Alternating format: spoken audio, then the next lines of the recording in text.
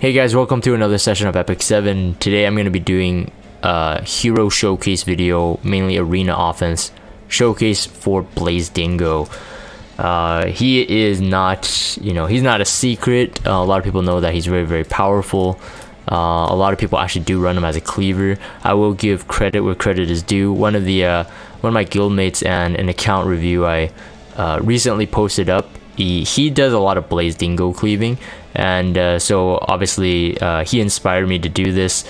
As those of you who follow me on YouTube and even follow me on Twitch, my Twitch streams, you know that I recently obtained Ox slots through, I guess, sheer luck in a way, in terms of Smilegate nerfing Champion Zerato, and therefore I got to trade my second Champion Zerato for an Ox slot. So therefore my J Kisei became more usable, my cleave comps just became more usable. So I'm starting to think about the cleaving chemistry between heroes. When I heard about Dingo, and that he can of course do a greater attack buff because of his EE, I started looking into him and plan to build him. As you see that I'm missing some Mola here, it's because I don't have the catalyst, but I was so excited to get him built. This is his cleaving skill basically.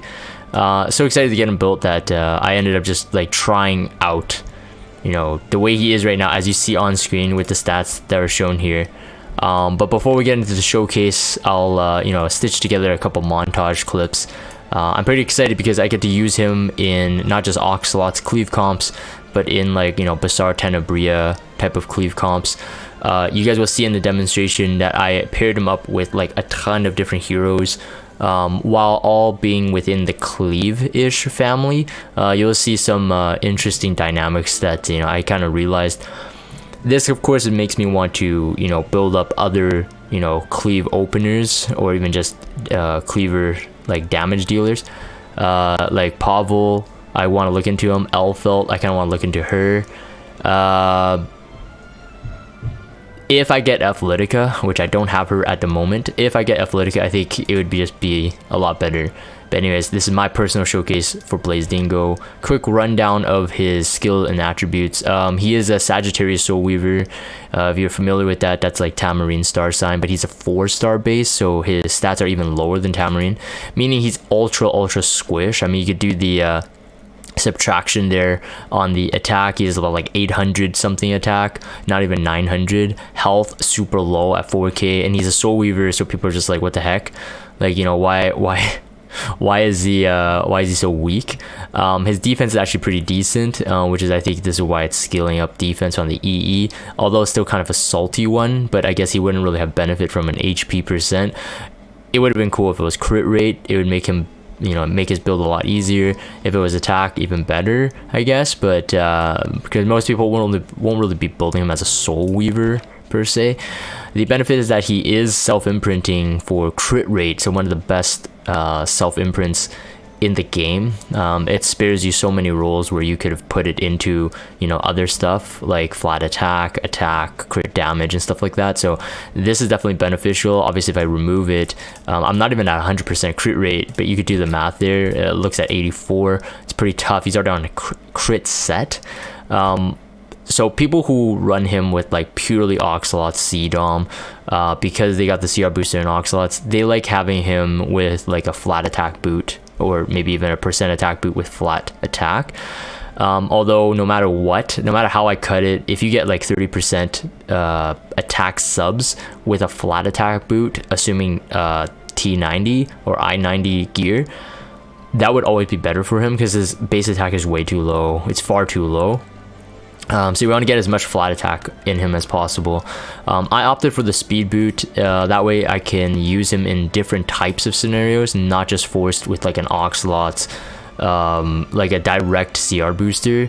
But if like I said, if I get Athletica in the future, at 204 speed, that's enough for an Athletica CDOM sort of setup as well, which you won't see in this demonstration, but perhaps if I do get her, you'll see it.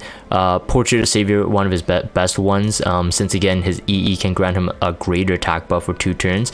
If you soul burn the S3, you extend the buffs by 1 more turn, which is super great, and you get an extra turn. So you end up with immunity buff after you cleave. Like you're still not immunity, invincibility buff after you cleave, and your greater attack buff still there. Of course, that's pending if you don't get stripped. The S2 very powerful. The S1 is insanely strong. I gotta get the catalyst. I gotta get that 20%. The mods as it reads is a 1.5 on the S1. I'm missing 20% damage. So in the showcase, you'll see the damage reflected. You'll be like, you'll be surprised if you've never seen Blingo. You've never seen Blingo do the damage. You'll be surprised how much damage you can do.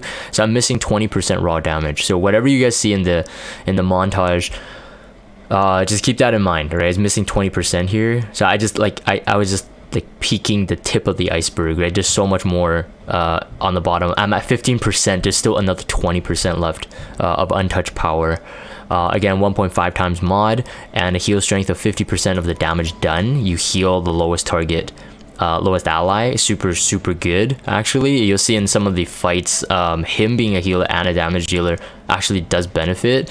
And then the S2 is a 1.2 times mod.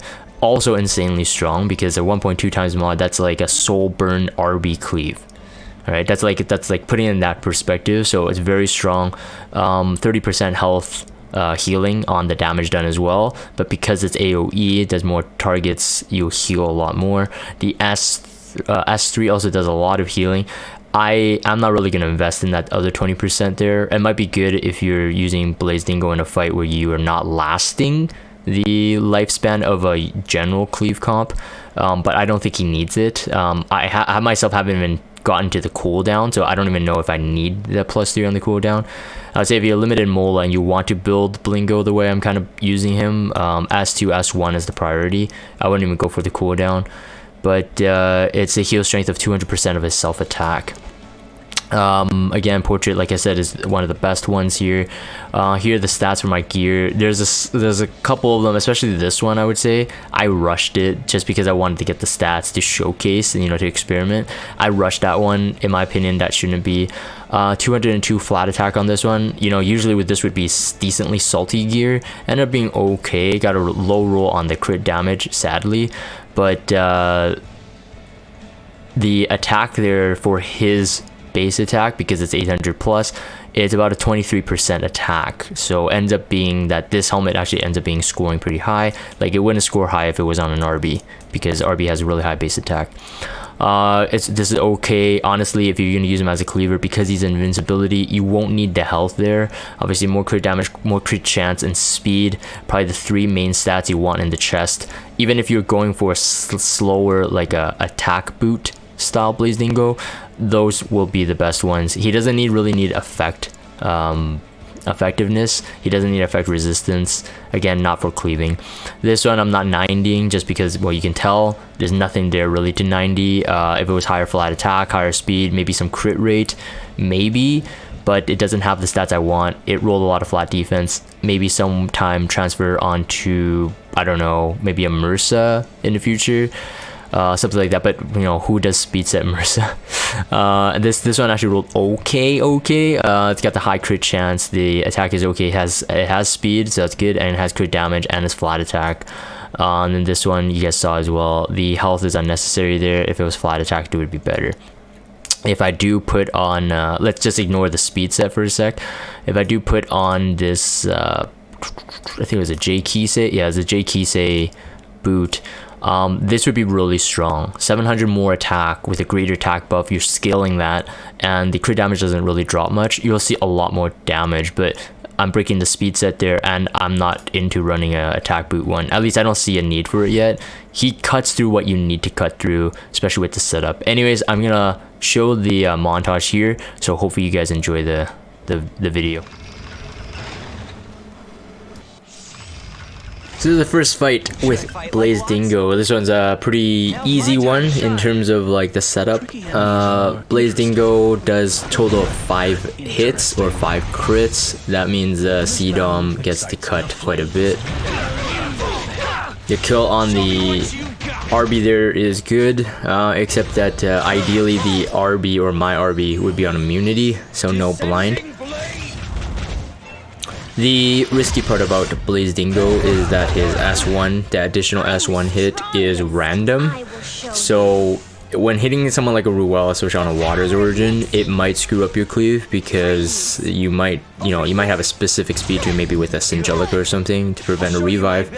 But she cuts before, and then she might revive someone or put an invincibility buff on someone, which could totally screw you up.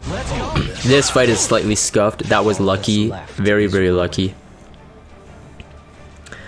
But I wanted to show this fight anyway, just to show the power of Blaze Dingo in general. There was no damage mitigation on this team, but you saw how much damage it did to the Ruel. I got lucky there because he got the Alexis, so this one makes it into the video. My builder for the RB is a tank RB, so he wasn't meant to be the primary damage. Blaze Dingo was the showcase. I do believe a Soulburn C-Dom S3 would have killed that Rylet there anyway, regardless of crit. This is the second fight, so I've been liking to use Basar, Tenebria, Angelica, and RB for Tempesturian, Rowana, FCC comps. The fourth can generally be almost anyone, and this should work. So obviously, if you know how Tempesturian works, and she's the kind of like the defense hero of the season, or one of them at least, is that you can't exceed her max HP. So the barrier adds to the max HP. So generally, you can't just like a JK cleave through it, especially if there's an Aureus. It actually still mitigates slightly more damage than 50%. So you're technically taking down 20% of the 50% health cap with barrier. So it's not easy to kill her. Singelica is really good into Tempesturian though, even regardless of Rowana's passive, as long as it's like an RB doing the dual attack, or a Blaze Dingo in this case. The less targets the dual attack hits, the less Rowana heals and CR pushes. So Blaze Dingo in this sense would be pretty good. You saw the damage there, so the unbuffable, the pushback, set up the speed tuning for my team. Tenebria with the sleep and potential defense breaks. Very, very good. I'm doing a lot of AoE. I'm actually cooling down ML Krau's S3 cooldown, but it doesn't really matter, as you can see like how much damage is going in there, especially with the death break. So it's pretty easy. All of them are full health because I got 2 Soulweavers working there as well, Blaze Dingo being one of them. And like I said at the beginning when I was showing the stats, but in case you skipped the video, Blaze Dingo is not maximal on the S1. There's one with a Watcher Shuri for the speed imprint, and mainly to one-shot the Mersa if I do miss her. Watcher Shuri is on Sasha Thanes. This is sort of a bit risk because if Charles strips, although he won't kill your Blaze Dingo, but if he strips, you're kind of screwed. You will lose the sort of protection that he's supposed to have. You'll lose the attack buff on the next attack. But again, I didn't see it as a big problem just because I had both these heroes. Yeah, so you can Soul Burn, you can attack buff C-Dom with Blaze Dingo in this case, and then the Soul Burn, even on a miss, you saw the damage on that Mersa, about 8.3 I think, 8.3, 8.5 K damage, so it usually would knock her out, especially after a cleave. So that was pretty good. Obviously gearing is a big thing. You might not be able to run the same comps if you don't have like certain speeds or something like that, but I mean I find them really fun to use, and you'll see me continue pairing up with different heroes. So my Oxlots here was actually used as a CR booster for my Basar. My Basar is pretty slow. Just to realize that it is going after a slower Basar, so I could have done 2 things there. That's why the hesitation. Oxlots could have S1 CR boost himself for the next turn, but how CR works is that the less time you give the opponents, the less time they have to catch up. So what I was worried about is if I didn't push my Basar to 100% right away, I am allowing their Basar to potentially go before my Blaze Dingo here, even with the CR pushback. I know I'm giving a lot of information because these cleaves are fast, so I can't like slow it down and talk through it. But if you understand what I'm talking about, it is pretty important sometimes to make the decision, are you going to push to 100% so they're not moving down the timeline? Basically, that's what I chose to do there. Again, with even though Blaze Dingo could potentially be blinded here, it didn't really matter. Oh no, he can't actually. No, he's silenced. RB silenced. But even if he did, the key is that he would have survived because Angelica's dual attack. Even if he missed, he still would have done a lot of damage. 7,000 plus damage with the damage share. You see how much damage he could do on this S1? It's pretty crazy. Again, missing 20% damage from the raw Mola. 20% raw damage. Can I go over here? Angelica is absolutely a monster. Must build if you're into cleave. Athletica cleave. This one's very cool. I got to use my Vivian as well. Vivian mainly for the immunity buff, because I saw the fight. I'm just like, okay, I need to not be blind on this one. You get to see how it works. So again, same thing. I did not actually expect my Vivian to be able to cut with CDOM. But I wasn't expecting that at least. But you guys will see. So I invincibility buffed her just in case. But I ended up not doing it. The 5 hits here, so cleave into the S1 equals the SSB wasted on that turn. It's sort of good as well because 2 targets will be protected. So you can sort of force the bait. So in this case, the lowest HP is on Oxlots. But after this part, we don't actually need him. So kill off the Rose, so not the CR boosting. Because I need the immunity buff before RB got his cleave. And I couldn't have him blind my Blaze Dingo for that fight. I'm getting tired of you. That's 3. Bye bye now. As you saw, the RB like barely did that much damage because he had the thick barrier. So if you watch my Vivian showcase video, you would understand my build and my thought behind it. So again, killed off RB. Blaze Dingo, no problem. He's immunityed. He's protected. Attack buff. One shot. Very cool. The power of Malachus is truly amazing. All that's left is So another one of these fights, again, Tempesturin. Last time we did this, it was ML Crow. So same thought, he has RB this time. But Tempesturin, Rowana, FCC. Basar must build. I mean, I know how broken Broman is, and he's very good. But Basar is a totally different beast just because he could hold book and 100% chance to, well, skip the resistance check. So very, very nice to have for cleave setup. A nightmare, especially for you. Defense break, sleep, all very nice. I didn't get anything on the RB there. That's really weird. interesting. This battle excites me. I generally do like protecting Tenebria over Basar. Basar has problems lasting past his second, maybe third turn, depending if he gets debuffed. If he doesn't transfer his debuff, he's kind of a waste, but Tenebria can turn cycle quick, put them to sleep, so you can help you keep your turns or time your attacks better. So generally I protect her over someone like Basar. And then obviously no need to protect Angelica because the 2-turn immortality, usually your fight should be over by then.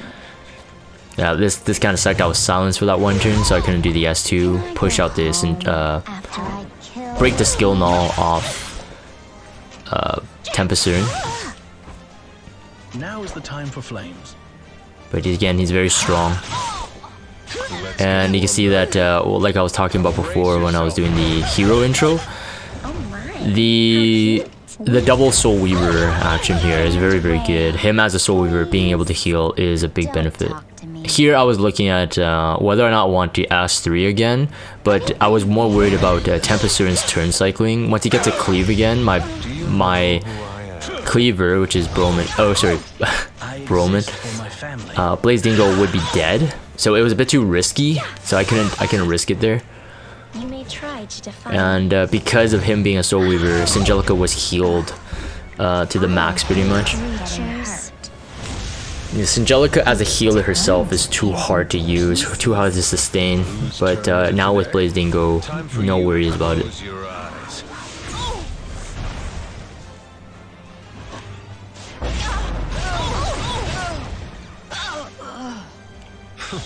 That was nothing.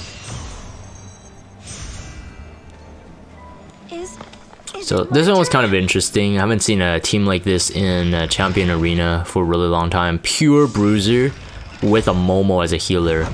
Although I do find it kind of interesting because it's like there's like basically 3 heroes, and actually all 4 heroes are like against debuffs. Like so Momo, ML Tywin, Crow, and F Maya. It's counter debuff team. But I don't know a lot of people running debuff attack, so I was kind of, when I saw this, I'm like, okay, yeah, I'll take it on. We'll go pure power cleave, no Bazaar, no Tenebria. Yeah, that attack buff on a C-Dom, I mean, it could make a huge deal. That's why I really like Mui. I don't have Mui, but if you do have Mui and you're thinking, wait, why does Jagan like Mui? Because Mui can technically CR boost with attack buff for C-Dom cleave. So she's actually pretty cool. I don't have her. I skipped her because I didn't have Oxlots at that time. But if I did, I would have pulled Mui. Really good opener for a C-Dom cleave. Yeah, the protection on the Blaze Dingo really good. The barrier on Vivian is self-sustainable, so doesn't really matter there. Still have an attack buff. ML Crow is scary because all I'm doing is trying to AoE, so I had to kill him off. That dual attack was lucky, although unnecessary for the win. It was pretty lucky.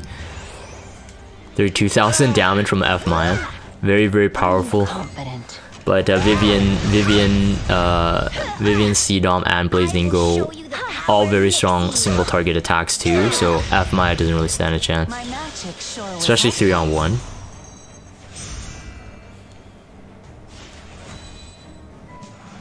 This is just the beginning. Alright, so another one, yeah, another one of these. Just throwing this in a lot, but yeah, when I see Tempest Siren, it does depend on the 4th hero. There are some heroes that can, you know, force my hand into changing my offensive comp, but more likely than not, I'd be running a Angelica, Bazaar, Tenebria. It's just it's for the death break, and then Ruel is a common one as well. Like replace RB with Ruel. It's pretty common as well in Champion. I think in Legend it's sort of there as well, so I'm not quite sure how much influence do most of the Champion players get from Legend players' defenses. I'm not quite sure. But yeah, the key is that if you want to run Tenebria, her effectiveness has to be high. If you want to fight against Bazaar, of course. Or not Bazaar, Ruel. Yeah, so you have to think that Ruel is a most likely higher effect resist. So very powerful, that damage there. Almost killed off Tempest Siren. You can see that extra attack hardly healed Tempest Siren though. Like that's something to keep in mind. Hardly heals it because it's single attack. It's only one attack. If you had like a counter Dizzy or something, yeah, Tempest Siren would have been full health, but I actually didn't check the Mola. Maybe his Rwanda doesn't have max heal. Oh my, how cute. But yeah, here it doesn't really matter. I think I got caught up. I'm not struggling to decide what to do. I think I got caught up in doing something. Because like she wouldn't have survived a death break anyway. So again, full health on my team. Immature. I do like Tenebria. She's definitely really good, but she needs to be paired up with another controller, and then you'll really like using her. I love using her now. Well, at least I survived, I guess.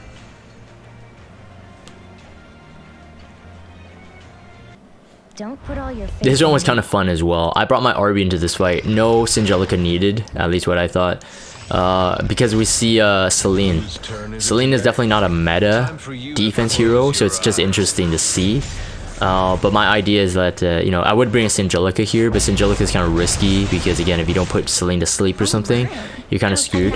So one aspect is already gone here. She can't get an attack buff if she has the intuition artifact. But she did fall asleep here. So Blaze Dingo would have been my source of buffing. So I knew my speed tuning would be Bazaar into Tenebria. So with all that being said, even if Celine wasn't asleep, she wouldn't get the attack buff. Most likely wouldn't have killed any one of my heroes. Maybe Blaze Dingo, but therefore my RB was there yeah. So like I said, if my RB was on immunity, I think it would be a lot better because no blind chance. But my RB at this point is you know, he's not gonna get damaged. He's fully protected, so technically he has a lot more turns over this RB, and this RB can't cleave anymore because he didn't get a kill. So no skill cooldown. Even though all my team is blinded, it doesn't really matter. There's only so much a Moonlight Dreamblade RB can do in terms of damage. So you can see that damage is very, very powerful there. It missed 3k damage, 3.8. The power of Malicus is truly amazing. Are you prepared for this? This one's kind of interesting. They didn't run a Rowana, so you know, whatever the last one was, I could adapt to it. So I brought an SSB. So this is supposed to be big brain, but she didn't even strip. So basically, the idea is that you get the defense break, you get the provoke. It doesn't matter. SSB there is for the passive damage. Blaze Dingo is there to protect SSB, so she wouldn't have died from the defense break anyway. Luckily, I must have got the 15% luck. It resisted. My immunity was still intact, so nothing happened there. There was something that I didn't notice until too late.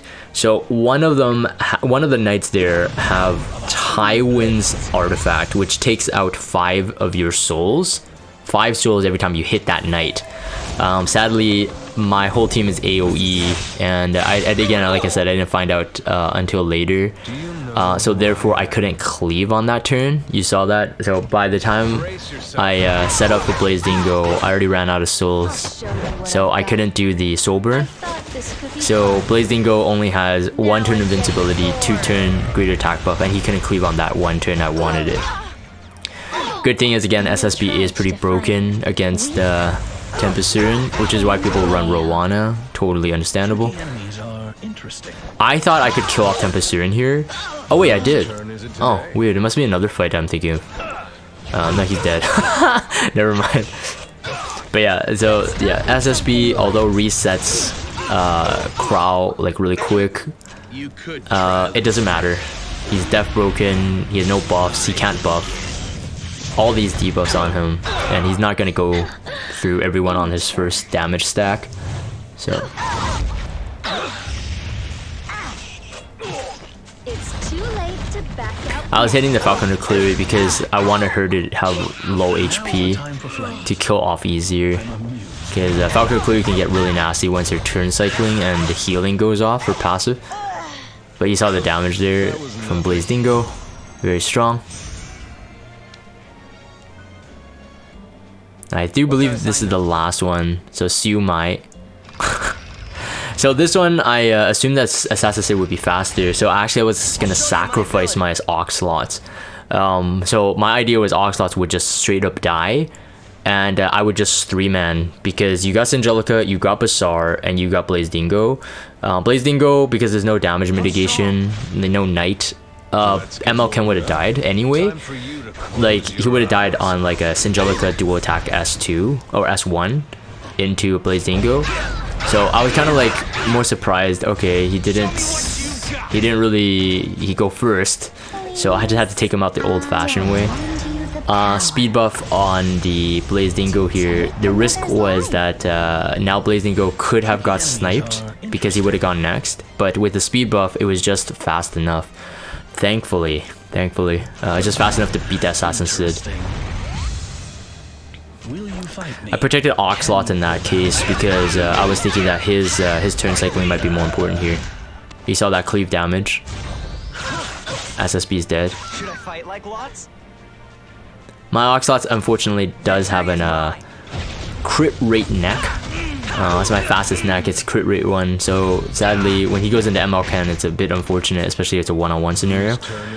The only benefit is that again, like I said, I was confident that the Blaze Dingo would one-shot the MLCan. So 13,000, even if he was near max health, let's say it's a 16,000 MLCan, it almost would have near one-shotted anyway. Never mind, this might be the last fight. I forgot how many fights I had. This might be it. So I'm commentating on these fights because it's a montage. So I swapped my my fight a bit now, bring in Broman. I saw that I was faster, so I went with Oxlot's S1 to set up for his next turn, hopefully as quick as possible. I crit MLCan here. A very unlucky one, but there is a 15% extra crit rate potential. The good thing is that MLCan does not crit on the extra attacks, so like that. This was still a bit risky. The Bazaar went first, the Lilies went first, but because they were silenced, that is where it was like it was okay. He didn't transfer, it doesn't matter. I was looking at who I wanted to protect on this. That's where my hesitation was. I ended up deciding to heal up the Broman since there are 2 or 3 targets that are gonna be silenced. He's just easier to manipulate the turn rotation if I kept them alive, or I kept him alive rather. He transferred it successfully, so I couldn't use the S2. I had the S2 ready, so I started the fight with an S1. So that was good too, because I needed the Lilius dead, because she was on Aureus, and I needed to make sure I can one-shot the MLCan like on a fresh go. So right here, like this. Now is the time for flame. Hurry. So remove the Aureus first. So he was dead before the dual attack. Yes, I believe this is the last one. I'm proud. Alright, so that pretty much wraps up my Blaze Dingo Arena offense showcase. Again, I think definitely usable in PvP in terms of like RTA, Guild War, but as I was in a rush to try to, you know, show you guys, because there's a lot of the comps, the defense comps that I'm facing is like the flavor of the season kind of heroes. So, you know, maybe this will spark some ideas for you guys struggling to take out those comps as well. Not saying you must have a Blingo, but maybe you can, you know, pick out the methodology. But as per these larger showcase videos that take more of my time, I do want to give a big shout out to my Patreon family. That it's a small family, but slowly growing. So thank you guys for the support, the continuous support, and the love. And it really does help. Every bit helps you guys. You know, even if you're watching, you're not a patron. But thank you, Legacy, Azure, Hippie, Deek Boy, RG Fua, Stone Thunder, and Torm B being our newest member, at least at this point of this recording. And yeah, I mean, if you really consider Blaze Dingo, at where I am at the attack at 2.7k, with a greater attack buff, that's equivalent to about 4.7. That's as strong as an RB, or most RBs, even after greater attack buff. But the thing is, though, you have a portrait, so that's guaranteed damage. You have a guaranteed a greater attack buff, not something like an RB of 40% on a plus 30 Alexis basket. The mod is at 1.2. RB Soul Burned with max focus, I think, is a 1.29, so technically 1.3. But with the portrait, that makes his S2 actually stronger. So yes, you might be a bit weaker on the damage, and then you follow up on the critical hit. If you critical hit on the S2, you do follow up with an S1 going to a random enemy. And the S1, like I said, is a 1.5 times mod, as good as so many heroes S3s, so like the highest nuking power damage. And like I said, my Mola not maxed, so in the showcase, I already think it's insanely crazy damage, but it's just going to get better from here on out. So my thoughts on Blaze Dingo, is he a must build? I don't think so. I think he's a bit like kind of like a, maybe like a blue Roman, kind of like if you build them, they're actually really strong, but they're like not meta, so you might not be able to take them into like a lot of areas, or at least if you're taking it, you might be like half memeing or experimenting. But if you want to win the fight, I don't know if he's going to get you there. So he might not be like an RB, but at least you know, people won't like counter draft like a Blood Moon Haste.